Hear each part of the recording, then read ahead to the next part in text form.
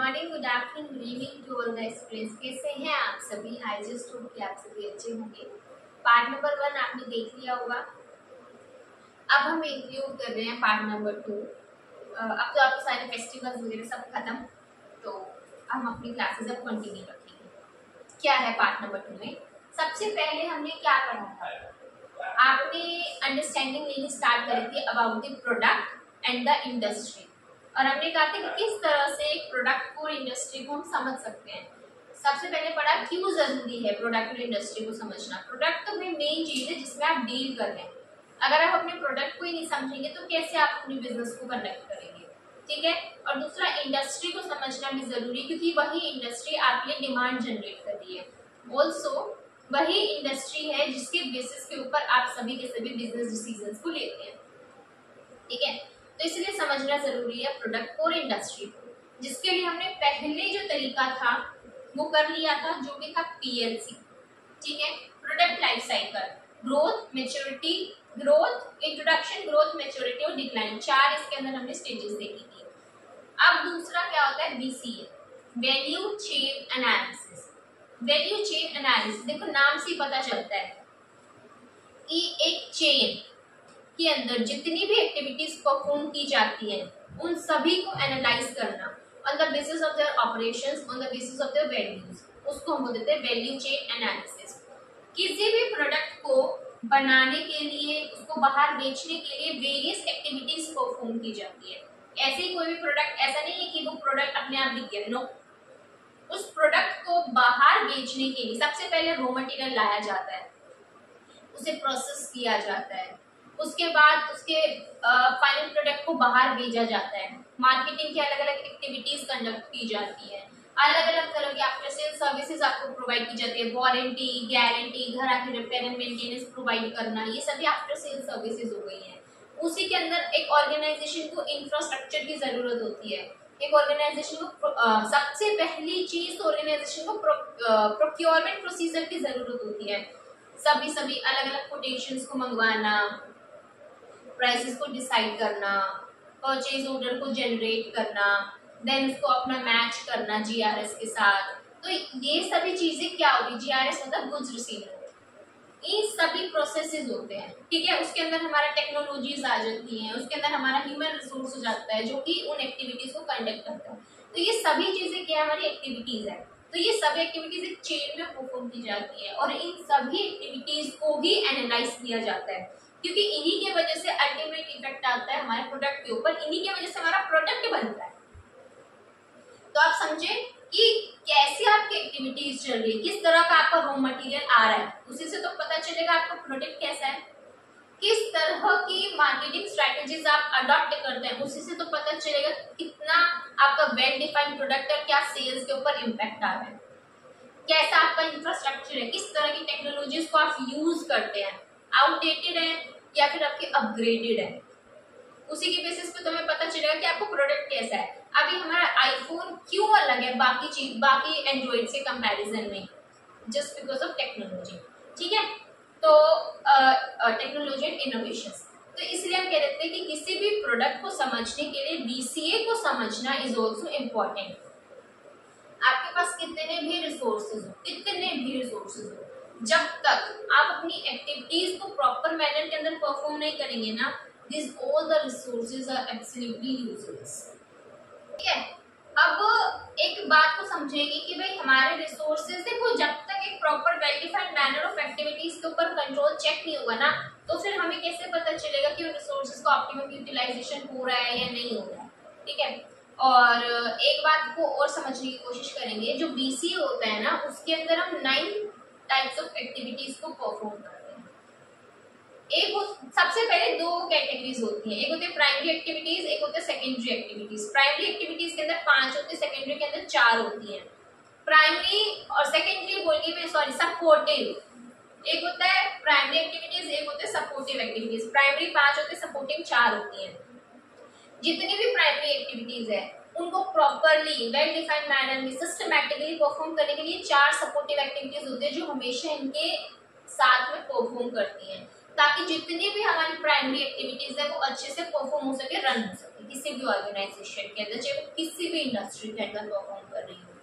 क्या होती है primary activities? Inbound logistics operations, outbound logistics operations के अंदर क्या बोल देते हैं हम, उस पर marketing and sales, and then हो जाता है सर्विसेज। चार हमारे सपोर्टिव कौन सी हो जाती है? सीधी सी बात है, ह्यूमन रिसोर्स सबको जरूरी है, टेक्नोलॉजी सबको जरूरी है, इंफ्रास्ट्रक्चर सबको जरूरी है, प्रोक्योरमेंट अल्टीमेट सोर्स है किसी भी चीज को लाने का। तो ये चार होते हैं सपोर्टिव। जब तक ये चार एक्टिविटी सपोर्ट नहीं करेंगे तो ये आगे के पांच परफॉर्म ही नहीं कर पाएंगे। इनके साथ से ही ये आगे परफॉर्म करते हैं, otherwise these are useless, zero. अभी वीसी क्या करता है, किस तरह से वैल्यू का एनालिसिस करता है?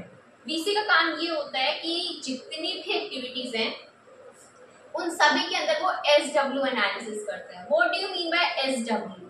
S stands for strength and W stands for weakness.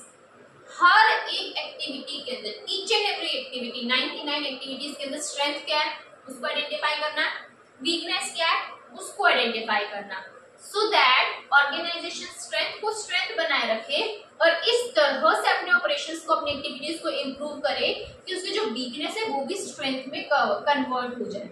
SW ही क्यों किया जाता है? ये ऑर्गेनाइजेशन के अंदर की एक्टिविटीज है। बीसीए में क्या है? ऑर्गेनाइजेशन की एक्टिविटीज है। और ऑर्गेनाइजेशन के इंटरनल पार्ट क्या होते हैं? Strength and weakness, opportunities and threats तो बाहर का होता है ना। तो ऑर्गेनाइजेशन का अंदर का क्या है? Strength and weakness. तो ऑर्गेनाइजेशन अपने ही अंदर की एक्टिविटीज को इंप्रूव करने के लिए, उनको एनालाइज करने के लिए, उन एक्टिविटीज के ऊपर नजर सुपरवाइज करने के लिए, नजर रखने के लिए उन एक्टिविटीज के ऊपर, वो ऑर्गेनाइजेशन किन का एनालिसिस करेगी? Strength and weakness. स्ट्रेंथ है, ऑर्गेनाइजेशन चाहेगी कि हमारी स्ट्रेंथ ही बनी रहे, और वीकनेस के ऊपर भी ऑर्गेनाइजेशन परफॉर्म करेगी ताकि वो वीकनेसेस भी स्ट्रेंथ के अंदर कन्वर्ट हो जाए। इससे ऑर्गेनाइजेशन नंबर 1 बन जाएगी, बेस्ट ऑर्गेनाइजेशन हो सकता है, स्ट्रॉन्गेस्ट ऑर्गेनाइजेशन। इससे ऑर्गेनाइजेशन की वैल्यू इंप्रूव हो जाएगी, इसीलिए हम इसे बोलते हैं value chain analysis. Understanding I? देख क्या कहते हैं।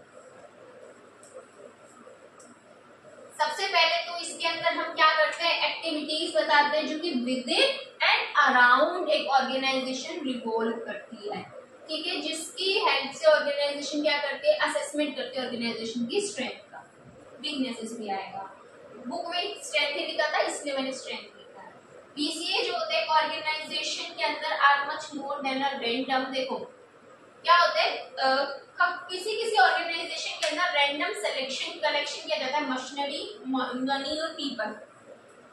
मतलब कि हम ग्राउंड पे निकले हैं, हम देख रहे हैं कि इस एक्टिविटीज के अंदर रिक्वायरमेंट है मशीनरी की, तो हम मशीनरी लाएं।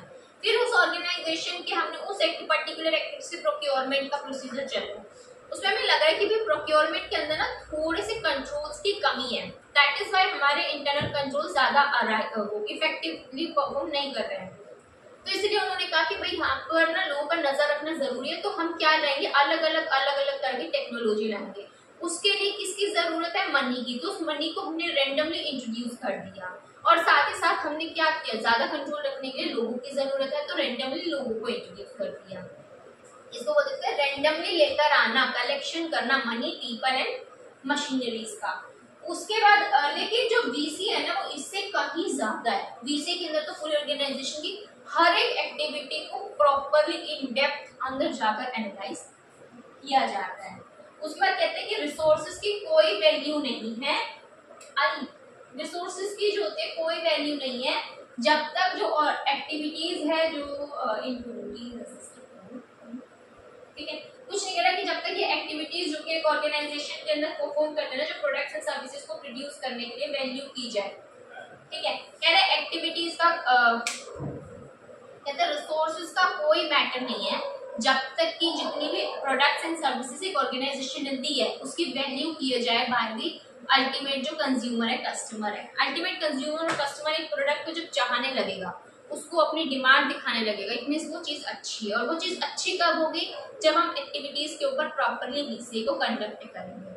अगर ऐसा कुछ भी नहीं है तो मतलब वो हमारा जो रिसोर्सेज है वो जीरो है, बेकार के बिना बात कर करके बेच दो, ये कहता है।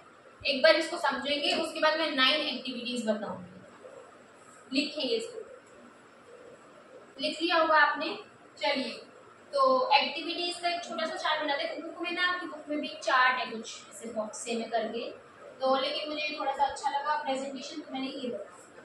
क्या कहा था कि हमारी किसी भी ऑर्गेनाइजेशन के अंदर ना 5 तरह की प्राइमरी एक्टिविटीज होती है और 4 तरह की एक्टिविटीज परफॉर्म की जाती है और प्राइमरी एक्टिविटीज को सपोर्ट करने के लिए। तो क्या थी? सबसे पहले primary inbound logistics, operations, outbound logistics, marketing, sales and service. इन सभी 5 सर्विसेज को सपोर्ट करने के लिए आ जाते हैं सपोर्ट एक्टिविटीज, जो कि हमारी क्या होती है? Procurement, technology development, human resource management and the infrastructure. समझेंगे सबसे पहले प्राइमरी एक्टिविटीज। जितनी भी ऑर्गेनाइजेशन होती है ना, सभी के अंदर 99 एक्टिविटीज परफॉर्म की जाती है। कितनी तरह की एक्टिविटीज कवर्ड होती है हमारी under BCA? 9 kind of activities perform की जाती है। देखो, इनबाउंड, नाम बता रहा है इनबाउंड, अंदर लेकर आओ। किसको? डेफिनेटली रॉ मटेरियल्स को। तो किसी भी एक ऑर्गेनाइजेशन के अंदर एक चीज और लिखना अपने नोट्स के अंदर, यहाँ पर लिख देना कि बीसीए के अंदर बेसिकली क्या किया जाता है? एसडब्ल्यू एनालिसिस किया जाता है, सो दैट कि एस तो आपका एस ही रहे और जो भी डब्ल्यू है वो आपका एस में कन्वर्ट हो जाए। छोटा सा है, आपको आगे जाकर रिविजन में हेल्प करेगा। ठीक, क्या कहा था कि इनबाउंड लॉजिस्टिक्स मतलब अपनी ऑर्गेनाइजेशन के अंदर इन करना। इन किसे करना? रॉ मटेरियल्स को। किसी भी ऑर्गेनाइजेशन के अंदर किसी भी प्रोडक्ट को बनाने के लिए सबसे पहली जरूरत क्या होती है? रॉ मटेरियल की। तो किसी भी रॉ मटेरियल को लाना, उसे रिसीव करना, उसे स्टोर करना और उसको डिस्ट्रीब्यूट कर देना अलग अलग प्रोडक्ट्स एंड सर्विसेज को। किसी भी ऑर्गेनाइजेशन में सिर्फ एक प्रोडक्ट या एक सर्विस तो होती नहीं होगी, वेरियस काइंड ऑफ प्रोडक्ट्स या various kind of services perform की जाती होंगी, प्रोडक्ट सर्विसेज परफॉर्म की जाती होंगी। तो रिसोर्सेज को, अलोकेशन ऑफ रिसोर्सेज भी हमारा किसके अंदर हो जाता है? Inbound. Inbound is all about the raw material. Inbound is all about raw material. तो किसी भी ऑर्गेनाइजेशन के अंदर हमारा क्या हो जाता है? रॉ मटेरियल्स को लाना, उसे रिसीव करना, उसे स्टोर करना एंड देन उसे अलोकेट कर देना टू डिफरेंट क्या कर दिए मैंने, ठीक है। रॉ मटेरियल्स को लाना, उसे रिसीव करना, उसे स्टोर करना, उसे अलोकेट कर देना अलग अलग तरह की products and services is all about inbound logistics. दूसरा हो जाता है हमारा ऑपरेशंस, मतलब ऐसी एक्टिविटीज को परफॉर्म करना, ऑपरेशंस करना कि उस रॉ मटेरियल को फाइनल प्रोडक्ट के अंदर कन्वर्ट कर दे। सीधी सी बात है, किसी भी प्रोडक्ट को कन्वर्ट करना, रॉ मटेरियल को उसको ट्रांसलेट करना into the final product is all about operations. के ऑर्गेनाइजेशन के अंदर अलग अलग तरह के हम काम करते हैं ताकि हमारा रॉ मटेरियल फाइनल प्रोडक्ट के अंदर कन्वर्ट हो जाए। तो फिर ऑपरेशंस में क्या होता है? रॉ मटेरियल्स को कन्वर्ट कर देना इनटू द फाइनल प्रोडक्ट के अंदर। आउटबाउंड लॉजिस्टिक्स, भेज दो, प्रोडक्ट बन गया, आउटबाउंड, आउट कर दो, उसे आउट कर दो, उसे भेज दो।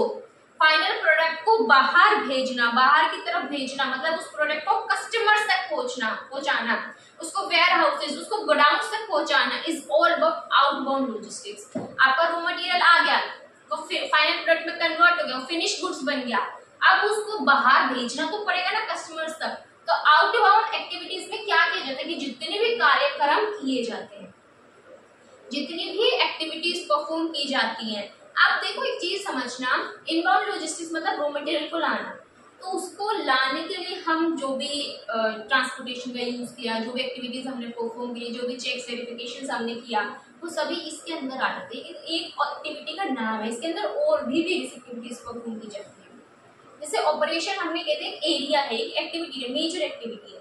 अब रॉ मटेरियल को फाइनल प्रोडक्ट में कन्वर्ट करने के लिए और भी बहुत सारी एक्टिविटीज परफॉर्म की जाती है, तो वो उसके अंदर है, समझ रहे हैं। तो आउटबाउंड का काम क्या होता है? प्रोडक्ट को भेज दो, जा, टाटा बाय बाय, आउट। तो वो होता है कि प्रोडक्ट को फाइनल कंज्यूमर तक पहुंचाना, उसे वेयर हाउस करना, मटेरियल हैंडलिंग करना, उसे गोडाउन तक पहुंचा देना इज ऑल अबाउट हमारा आउटबाउंड लॉजिस्टिक्स। ठीक है, तो इसको क्या होता है, हमारा जो फाइनल प्रोडक्ट है उसको कस्टमर्स तक पहुंचाना। देन हमारा हो जाता है marketing and sales. Marketing and sales का मतलब क्या होता है कि जितने भी काम किए जाते हैं ताकि हम लोगों को अवेयर कर सके about the availability of that product and service.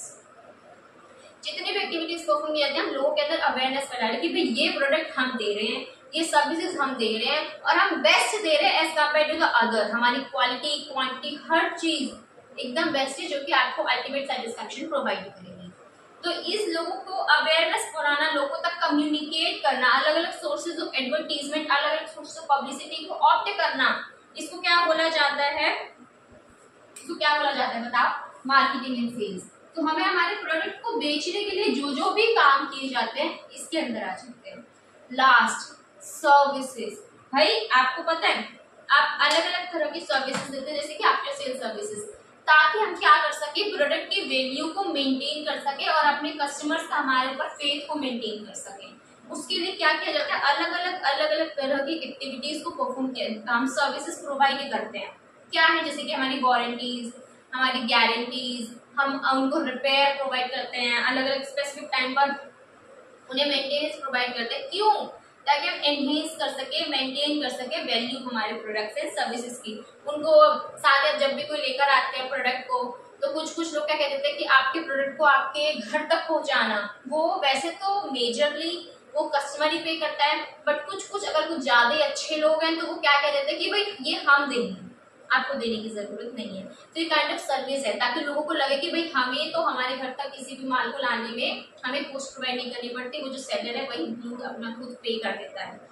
उसके बाद हम इंस्टॉलेशन सर्विसेज देते हैं। ये सभी जितनी भी services other than that final product customer को दी जाती है ना, उसको बोला जाता है सर्विस, आफ्टर सेल सर्विस। की जितनी भी सर्विसेज, एक प्रोडक्ट है उसको बेच दिया, उसको बेचने के बाद जितनी भी सर्विसेज दी जाती है ना other than the product is all about after sale services. ठीक है, तो हम ट्रेनिंग्स प्रोवाइड करते हैं, हम ट्रेनिंग देते हैं ना, वो सिखाते हैं। मान लीजिए कोई कुछ प्रोडक्ट लेकर आया, माइक्रोवेव लाया, ऑटोमेटिक मशीन भी आया, या कोई एलईडी जो भी आप लेकर आते हैं, तो वहां से कोई आकर पर्सन आता है जो कि पहले तो इंस्टॉल करता है, फिर उसके बाद आपको ट्रेन करता है। वो आपको बताते हैं कि ईच एंड एवरी फंक्शन बताएगा कि इस तरह से ऐसे यूज करना है, इसको ये सिस्टम है, ये नहीं है, फलाना ढिमकाना। तो वो सभी क्या होता है, हमारा सर्विस का पार्ट होता है। तो इसके अंदर आ जाता है आफ्टर सेल सर्विस। पता है ये मैं क्या लिख रही हूँ, ये छोटे छोटे वन वर्ड्स लिख रही हूँ, ये चीज ना आपको हेल्प करेगी ड्यूरिंग योर प्रिपरेशन, तो आप भी लिख लेना। तो 1 मिनट लेकर कंज्यूम कीजिए किसको, प्राइमरी एक्टिविटीज। आपने कंज्यूम कर लिया होगा। अब हम पढ़ते हैं about the supportive activities. Supportive activities क्या कहा है मैंने, 4 तरह की होती है। सबसे पहला प्रोक्योरमेंट, कि भाई हमारे रॉ मटेरियल्स को प्रोक्योर करना, हमारे इनपुट्स को प्रोक्योर करना, किसके लिए, प्राइमरी एक्टिविटीज के। प्राइमरी एक्टिविटीज में हमने क्या किया था, रॉ मटेरियल को इनबाउंड किया था, उसको ऑपरेशंस परफॉर्म किए थे, उससे फाइनल बना था, फाइनल को भेजा था।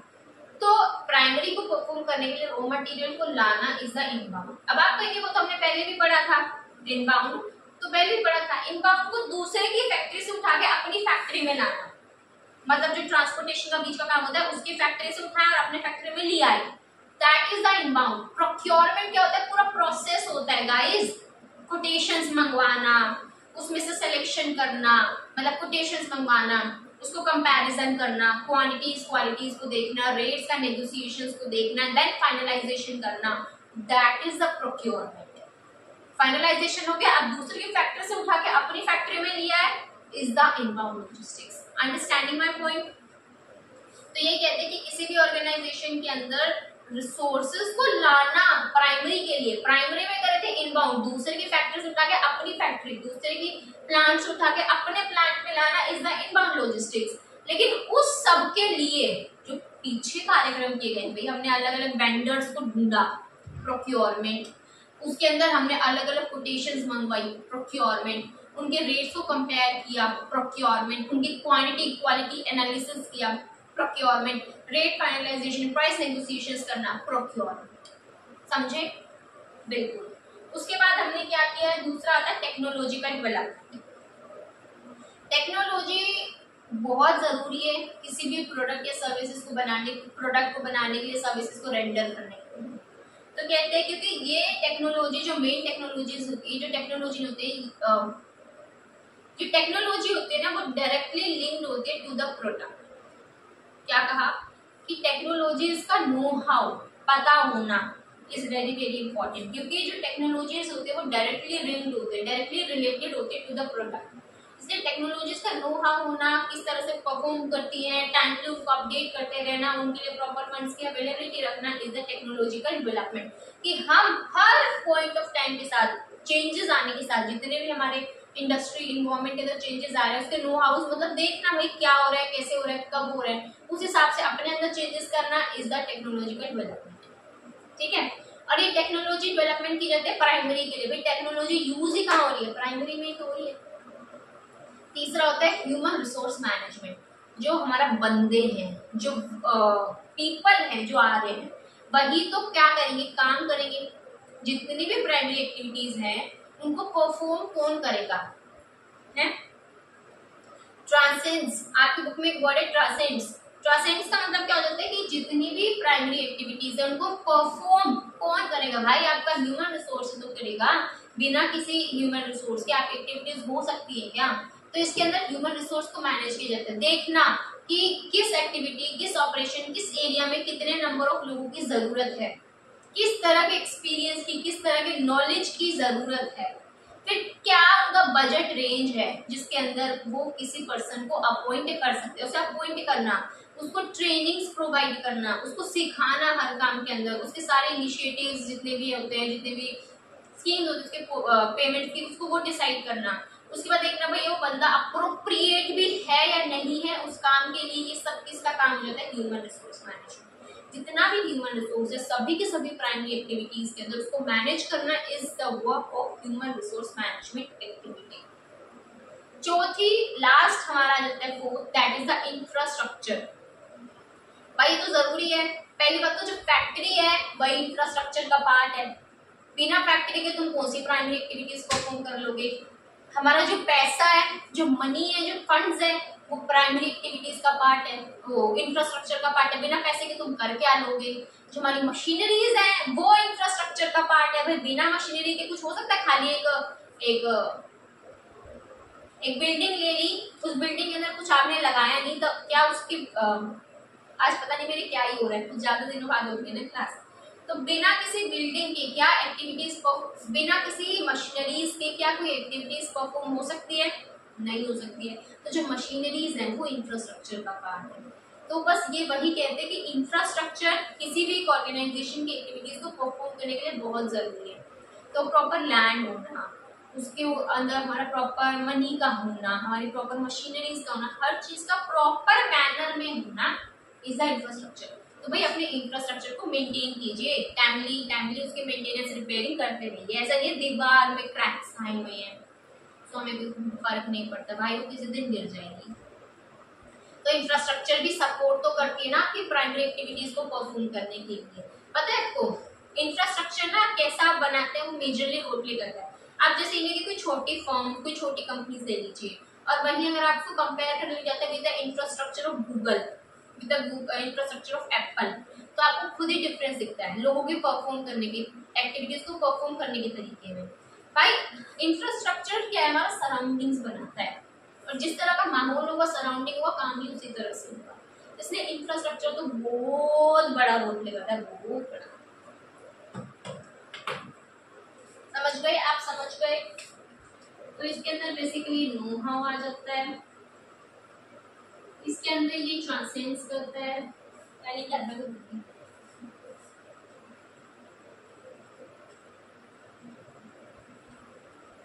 इसके अंदर क्या लिखा?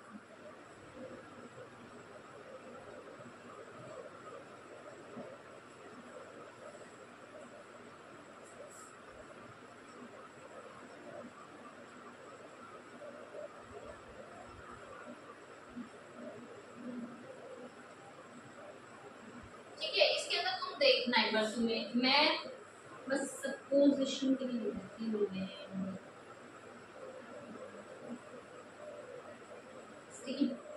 तो ये था हमारी 99 एक्टिविटीज अंडर द BCA जिनका एनालिसिस करना is very crucial for the organisation. तो लिखेंगे इसको। तो आज के लिए बस इतना ही, आपने अच्छे से इसको लिख लिया होगा। अब आप कहेंगे कि नोट्स, द देखो वीसी के नोट्स मैंने लिखवा दिए, 9 एक्टिविटीज हैं, उनके अंदर छोटी छोटी एक लाइनें लिखवानी है। हाँ मैं वैसे उसमें जरूरत नहीं कि आपकी जो बुक है ना उसमें 1 लाइनर्स ही दिए हुए हैं, बट मैं कुछ कीवर्ड्स हैं आई गेस, हाँ है, मैं कीवर्ड्स आपको नेक्स्ट क्लास में लिखवा दूंगी, रिवाइज भी हो जाएगा इसी बहाने। तो अभी के लिए आपको क्या करना है, इसको रिवाइज करना है अच्छे से। कोई भी डाउट आता है तो let me know down in the comment section. Till then keep smiling, और एक काम है जो कि कोई करता ही नहीं है, लाइक शेयर एंड सब्सक्राइब कर दो यार, कर दो। जब पता है ये लाइक शेयर सब्सक्राइब नहीं होता ना तो मुझे अंदर से मोटिवेशन ही नहीं आता क्लास बनाने का। बीच में ना मुझे थोड़े बढ़ते दिखे थे तो मुझे मोटिवेशन आया अंदर से कि मैं करूँ, लेकिन अब कुछ करता ही नहीं है कोई, तो मुझे अंदर से होता ही नहीं मैं करूँ, बट मैं करूँगी फिर भी, तो तुम भी करो। ओके।